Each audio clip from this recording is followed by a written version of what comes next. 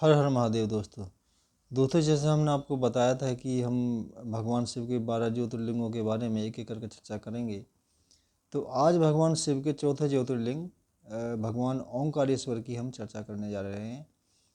तो यह देखिए नर्मदा नदी के बीच में स्थित है, एक जगह है, वहाँ पर स्थित हैं और इनके बारे में कुछ कथाएं प्रचलित हैं। एक कथा तो यह है कि कहते हैं कि एक बार मांधाता पर्वत पर देवताओं और दानवों में भयंकर युद्ध हुआ, जिसमें देवता हारने लगे। तो राजा इंद्र, देवताओं के जो राजा हैं, उन्होंने और सारे देवताओं ने मिलकर भगवान शिव की पूजा अर्चना की, तपस्या की। तो भगवान शिव वहाँ पर प्रकट हुए और कहते हैं वहाँ पर 2 ज्योतिर्लिंगों के रूप में प्रकट हुए। 2 लिंगों के रूप में प्रकट हुए, जिनका एक का नाम ओंकारेश्वर पड़ा और दूसरा ममलेश्वर पड़ा। तो उन्होंने दोनों को एक किया। तो फिर भगवान शिव ने जितने दानवों का संहार किया और देवताओं को वापस उनका जो राज्य था वापस सौंप दिया, यानी कि देवताओं की जीत हुई। दूसरी कथा यह भी प्रचलित है कि एक बार जो इक्ष्वाकु वंश के राजा मांधाता थे, उन्होंने शिव जी की तपस्या की और भगवान शिव ने उनकी तपस्या से खुश होकर अपने दर्शन दिए और 2 ज्योतिर्लिंगों के रूप में दर्शन दिए, जिनका नाम ओंकारेश्वर ममलेश्वर पड़ा।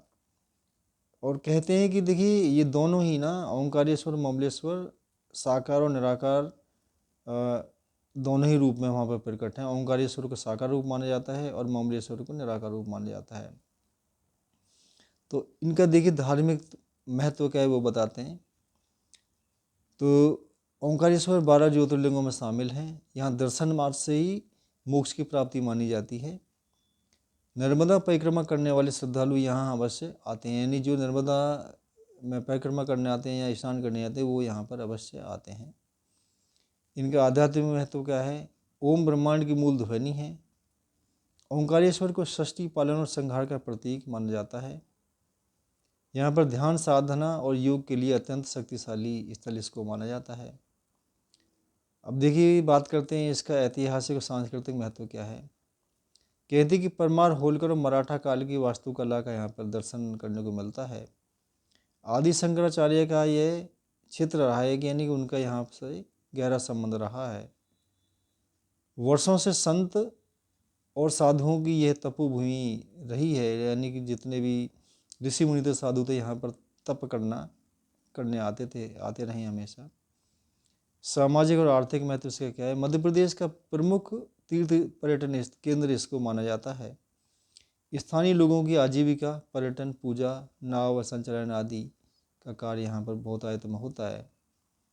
क्षेत्रीय संस्कृति और परंपराओं का संरक्षण भी इसको माना जाता है। एक विशेष तथ्य और यह भी है कि ओंकारेश्वर ज्योतिर्लिंग का दर्शन तभी पूर्ण माना जाता है जब ओंकारेश्वर पर ममलेश्वर दोनों के दर्शन किए जाएं। यानी कि अगर हम एक ज्योतिर्लिंग के दर्शन करते हैं, दूसरे के नहीं करते, तो वह पूजा पूरी नहीं मानी जाती है। तो यह भगवान ओंकारेश्वर के बारे में कुछ जानकारी थी।